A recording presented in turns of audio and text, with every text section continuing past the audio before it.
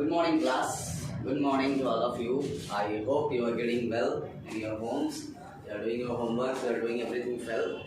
So today, chapter 1, the French Revolution. I think almost the French Revolution chapter is finished. But let's discuss the final topics that we haven't finished in the previous classes. Let's discuss those topics. Many of the topics, many of the students don't know about many of the things on this chapter. We will summarize this chapter today. We will revise this chapter in a short form. किस तरीके से तुम लोगों ने इस chapter में बहुत सारी चीज़ें पढ़ी होंगी, बहुत सारी चीज़ें तुम लोगों ने नहीं भी पढ़ी होंगी, बहुत सारी चीज़ें तुम लोगों को समझ में आई होंगी, बहुत सारी चीज़ें तुम लोगों को समझ में भी नहीं आई होंगी. बट बात यह है कि तुम लोगों को क्वेश्चंस कितने समझ में आए हैं. I hope the questions that are given in your NCERT books are getting to you. If anyone have any kind of query in the questions of the chapter, kindly contact me. So today we are going to discuss the main things that happened in this chapter, the French Revolution. In the last class you knew about Napoleon 1804 में France में खुद को राजा declare कर चुका था. वो अपने आप को मॉडर्नाइजर ऑफ यूरोप के तौर पे देखता था. राइज ऑफ नेपोलियन था ये. वो अपने आप को यूरोप में मॉडर्नाइजर के तौर पर पूरे यूरोप को बदलने की छवि, एक नया चेहरा अपने आप को उस तरीके से नेपोलियन देखा करता था पूरे के पूरे यूरोप में. और उसके अलावा वुमेन्स रेवोल्यूशंस क्या था, महिलाओं ने किस तरीके से फ्रांस में अब पार्टिसिपेट किया था रेवोल्यूशन में. एवोल्यूशन ऑफ स्लेवरी क्या था, स्लेवरी गुलामी किस तरीके से ख़त्म हुई थी. ठीक है, तो हम लोग ये सारी चीज़ें, तो हम लोग शुरुआत करते हैं चैप्टर की शुरुआत से. ठीक है, चैप्टर की शुरुआत कहाँ से होती है. चैप्टर की शुरुआत होती है एक स्टोरी से कि लोग बहुत सारे बैस्टिल प्रिजन के बाहर इकट्ठा होते हैं और लोगों ने क्या किया कि बैस्टिल प्रिजन को तोड़ दिया. बैस्टिल प्रिजन के तोड़ने के बाद वहाँ पे जो अंदर बहुत सारे लोग जो थे उनको रिलीज कर दिया गया और देश के अंदर पूरा का पूरा माहौल जो था वो पूरा का पूरा बिगड़ चुका था फ्रांस में. कहानी ऐसे शुरू होती है. ठीक है, इस कहानी के पीछे की कहानी क्या है भाई. अब इस कहानी के पीछे की भी कोई कहानी होगी जिससे कि ये पता चलेगा लोगों को कि आखिर ऐसा सिचुएशन क्रिएट क्यों हुआ भाई. इस कहानी के पीछे की जो कहानी थी वो हम लोगों को ऐसे समझ में आती है कि देश की हालत, लुइस 16 जो वहाँ के राजा थे, लुइस 16 के आने के बाद से देश की हालत बहुत ही खराब हो चुकी थी. पहले से थी. फ्रांस में बहुत सारी कारणों की वजह से फ्रांस के देश की हालत बहुत ख़राब हो चुकी थी. बहुत सारे कारण, उनमें से 3 कारण जो प्रमुख कारण थे जिनकी वजह से फ्रांस की हालत ख़राब हुई थी. सबसे पहला कारण फाइटिंग वॉर्स, दूसरा कारण helping America for to gain independence from the common enemy Britain, और तीसरा जो सबसे मुख्य कारण था making the palace of Versailles. Versailles एक शहर था, वहाँ पर बहुत सुंदर सुंदर महलों को बनवाने के लिए लुइस 16 से पहले वाले राजाओं ने बहुत पैसे खर्च किए थे. तो ये थी कहानी इस तरीके से. अब आगे कैसे बढ़ती गई कहानी भाई, आखिर फ्रेंच रेवोल्यूशन हुआ कैसे. लोगों पे पहले से जो कि टैक्सेस का मार था, उनके लोगों पे, उन सारे लोगों पे एक तरह से नए टैक्सेस, जो लुइस 16 को बहुत सारे कर्ज थे फ्रांस पे पहले से, तो उन कर्जों को चुकाने के लिए लुइस 16 को पूरा का पूरा एक नया टैक्सेस का पैटर्न सेट करना था. उन टैक्सेस के पैटर्न को सेट करने के लिए लुइस 16 ने बहुत सारे काम किए. ठीक है, नए लुइस 16 ने क्या किया कि लोगों पे नए टैक्सेस को बढ़ा दिया, और इन टैक्सेस को बढ़ाने के लिए लुइस 16 ने वहाँ पे लोगों को बुलाया, प्रतिनिधियों को बुलाया. तो जैसा कि हम लोग जानते हैं कि फ्रांस में 2 तरह के लोग हुआ करते थे. टिथेस, टैले, ये सब चीज़ें थी. हम लोग पढ़ते टाइम में लोगों ने ये सब चीज़ें भी पढ़ा था. वो टैक्सेस थे, टिथेस और टैले, अलग अलग तरह के टैक्सेस थे. तो अलग अलग टैक्सेस जो पहले से देश में लोगों पे लगे हुए थे, उन सारे लोगों पे लुइस 16 ने एक अलग तरह के टैक्स, नए टैक्सेस के लिए लोगों को बुलाया. इससे पहले लुइस 16 से पहले वाले राजा लोग जो हुआ करते थे, उन लोगों को अगर किसी भी तरह के किसी टैक्सेस को बढ़ाना होता था, किसी टैक्सेस को इम्पोज करना होता था, तो वो लोग क्या किया करते थे.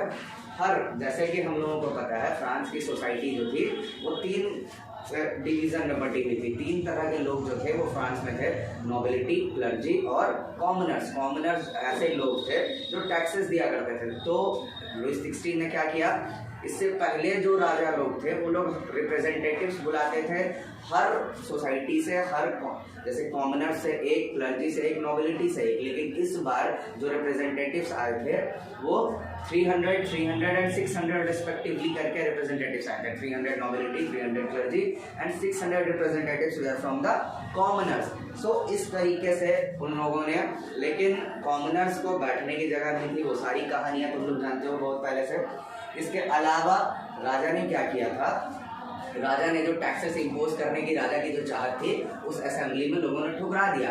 लोगों का कहना ये था कि हम लोग इस तरह का किसी भी तरह का कोई टैक्सेस को हम लोग अपने ऊपर नहीं लेंगे, ठीक है। और 600 लोगों ने उस जो नेशनल असेंबली जहाँ पे ये हो रहा था वहाँ पे लोगों ने इसको ठुकरा दिया और वॉकआउट कर गए, बाहर चले गए। उसके बाद धीरे धीरे फ्रांस के लोगों ने एक टेनिस कोर्ट में फिर से वो लोग इकट्ठा हुए और वो लोग वर्साइलेस शहर में ही, और उन लोगों ने नया कॉन्स्टिट्यूशन पारित करने के लिए एक पूरा का पूरा रूल बनाया, रूल्स एंड रेगुलेशंस बनाया, नेशनल असेंबली का क्रिएशन हुआ।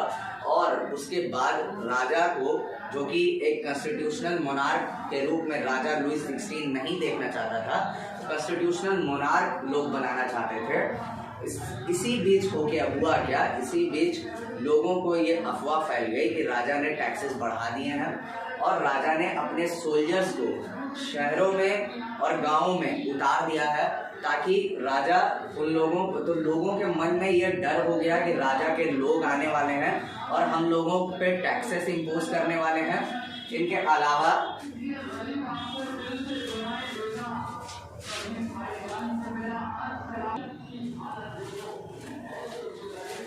So, last we were discussing about the people who were trying to make a constitutional monarch in the country. तो इसी बीच हुआ क्या, लोगों के बीच में एक अफवाह फैल गया कि राजा ने अपने ट्रूप्स को शहरों में उतार दिया है। ट्रेड की हालत इतनी खराब थी, लोगों पे फसल खराब हो चुकी थी, फ्रांस के अंदर फसल खराब हो चुकी थी। उस साल बहुत ठंड पड़ा था, जैसा कि हम लोगों ने कहानी पढ़ी थी। फ्रांस की फसल बहुत खराब हो चुकी थी और उसके अलावा राजा के ये जो अफवाहें उड़ रही थी कि राजा ने टैक्सेस को बढ़ा दिया है, इससे लोगों की परेशानियां और बढ़ गई। इससे लोग रिवोल्ट करने लगे। कहाँ रिवोल्ट शुरू हुआ सबसे पहले, जैसा कि हम लोग जानते हैं कि रिवोल्ट सबसे पहले शुरू हुआ गाँवों में। गाँव में सबसे पहले रिवोल्ट शुरू हुआ, गाँव शहरों हर जगह ये जो पूरा का पूरा रिवोल्ट था, जो संघर्ष था, ये पूरे शहर तक फैल गया, ये पूरे के पूरे। उसके बाद ढेर सारे लोग इकट्ठा हुए, जैसा कि मैंने इस कहानी की सबसे पहली पार्ट में आप लोगों को बताया था। ढेर सारे लोग इकट्ठा हुए और इन सारे लोगों ने बैस्टिल प्रिजन को तोड़ दिया। अब राजा को एक चीज समझ में आ गई कि अब इस देश में अगर मुझे चलना है तो I have to go through the constitutional monarch. So राजा ने कॉन्स्टिट्यूशनल मोनार्क का रास्ता अपनाया और उन्होंने कॉन्स्टिट्यूशनल मोनार्क अपना लिया। नेशनल असेंबली क्रिएट हुआ, आप लोगों को पता है। उसके बाद दो तरह के सिटीजन्स बने, active citizens, passive citizens. Active citizens were वो लोग जो लोग वोट कर सकते थे, और पैसिव सिटीजन्स वो लोग थे जो लोग वोट नहीं कर सकते थे। इस चीज में, इस पूरे प्रोसेस में हम लोगों को एक चीज पता है कि महिलाओं को वोटिंग राइट्स इस समय भी नहीं मिला। कॉन्स्टिट्यूशनल मोनार्क में भी राजा के बाद के लोगों ने भी इनको कॉन्स्टिट्यूशनल मोनार्क में भी महिलाओं को दर्जा नहीं दिया। जैसा कि हम लोग ने वुमेन्स रेवोल्यूशन के टॉपिक में हम लोगों को ये चीज समझ में आई थी कि वुमेन्स ने अपने साथ साथ बहुत सारे रेवोल्यूशन किए। So now we come to the point that the king, when he gone to the constitutional monarch process, राजा को एक चीज समझ में आ गई थी कि अब लोग जो है, सत्ता जो है उसके हाथ में है नहीं, अब वो कुछ नहीं कर सकता है। तो राजा ने क्या किया था कि अगल बगल के देशों से जो वहाँ के जो मोनार्क थी, वहाँ से राजा हाथ मिला रहा था सीक्रेटली। और ये जो एक गवर्नमेंट जो यहाँ पे चल रही थी फ्रांस में, इस गवर्नमेंट को इस चीज की भनक हो गई।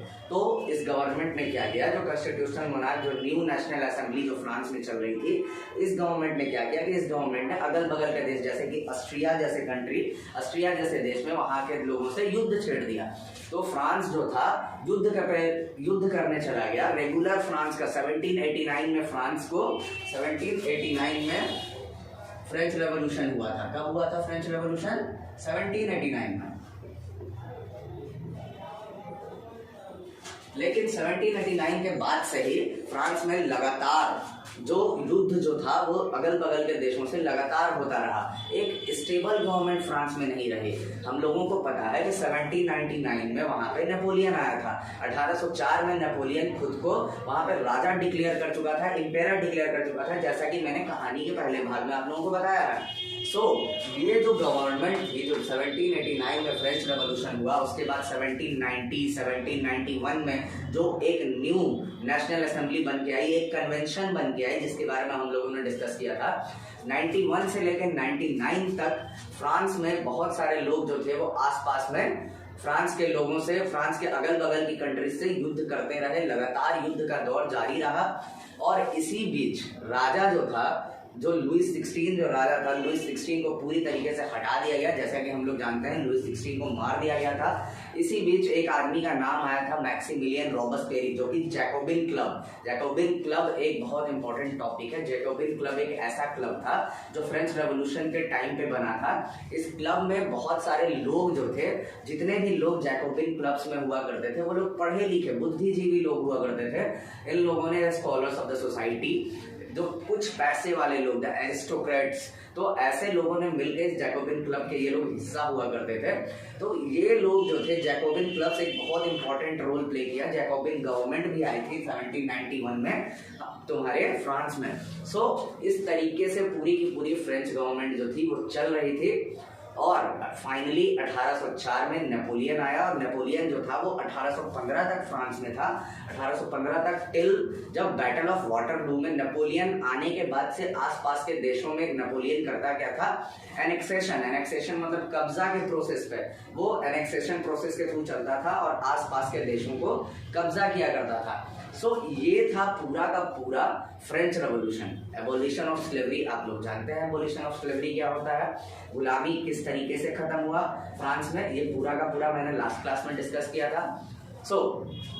ये पूरा का पूरा जो भी चीजें तुम लोगों ने फ्रेंच रेवोल्यूशन में, अगर कोई एक भी टॉपिक अगर तुम लोगों को फ्रेंच रेवोल्यूशन का जो भी तुम लोगों ने ऑफलाइन क्लासेस हो या ऑनलाइन क्लासेस हो, अगर तुम लोगों को नहीं समझ में आया हो, ठीक है, यू कैन कॉन्टैक्ट मी। फिर से फ्रेंच रेवोल्यूशन पे एक आध वीडियो और बना दूंगा तुम लोगों के लिए।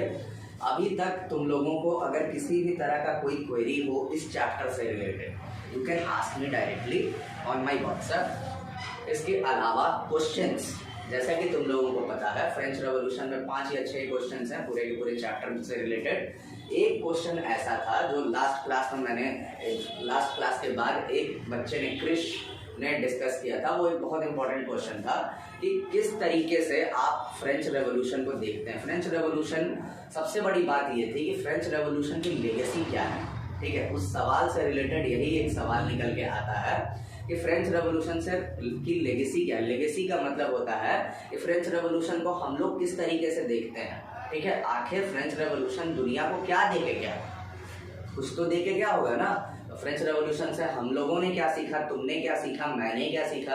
तो मैं ये चीज़ बताता हूँ कि फ्रेंच रेवोल्यूशन ने दुनिया को दिया एक 2 टर्म, ठीक है, एक लिबर्टी और एक इक्वालिटी। ये 2 टर्म दिया फ्रेंच रेवोल्यूशन ने, लिबर्टी और इक्वालिटी। लिबर्टी जिसका मतलब होता है feeling of free, being free, हम आज़ाद हैं। दूसरा इक्वालिटी, बराबर होना, ठीक है, अगर आप इक्वल होंगे तो दुनिया को लिबर्टी और इक्वलिटी की पार्ट किसने पढ़ाई, फ्रेंच रेवोल्यूशन ने। आज फ्रेंच रेवोल्यूशन 1789 में हुआ, जैसा कि तुम लोग जानते हो।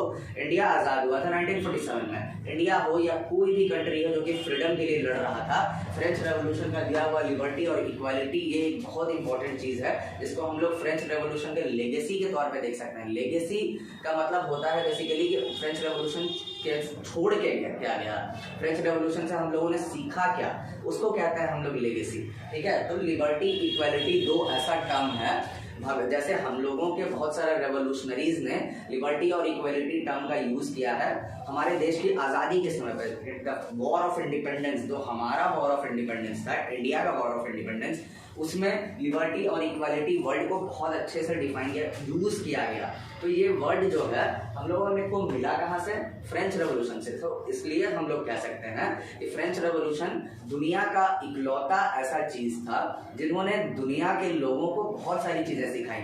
जैसा कि मैंने तुम लोगों को बताया था ऑफलाइन क्लास में भी, this is the one of its kind.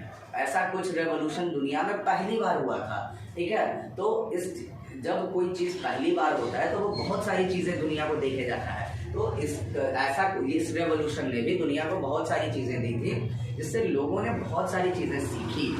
सीखने के बाद अपने देश में उसको यूटिलाइज किया, अपने देश में उसका इस्तेमाल किया।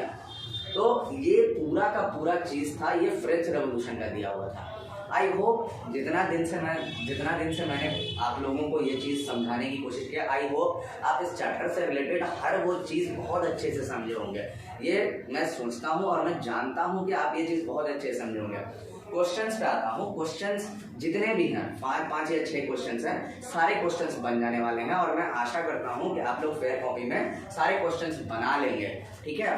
और अगर कोई एक भी क्वेश्चन अगर नहीं समझ में आता है तो आप मुझसे डायरेक्टली बात करें, आप मुझसे डायरेक्टली व्हाट्सएप पे वो सवाल पूछें, मैं आपको डायरेक्टली वो सारी चीज़ें व्हाट्सएप पे समझाऊंगा, ठीक है। अगर कोई चीज़ नहीं समझ में आई हो, मुझे तो पता नहीं है, अब तो हम लोग वर्चुअल क्लासेस कर रहे हैं, तो मुझे तो पता नहीं है कि आपको कौन सी चीज़ समझ में आई या कौन सी चीज़ नहीं समझ में आई। सो प्लीज़ आप लोगों को अगर कोई चीज़ नहीं समझ में आए तो आप मेरे को व्हाट्सएप करें, ठीक है। व्हाट्सएप पे सवाल पूछें। और आई होप आप लोगों को ये चीज़ पूरा का पूरा फ्रेंच रेवोल्यूशन समझ में आया हो। नेक्स्ट क्लास में हम लोग चैप्टर 2 शुरू करने वाले हैं, सोशलिज्म इन रशिया, ठीक है। तो आई होप आप इस चीज़ को बहुत अच्छे से समझ गए हो। Thank you class 9th। I hope you are doing well in the homes and be good, be safe, be prepared for the unit test. So thank you.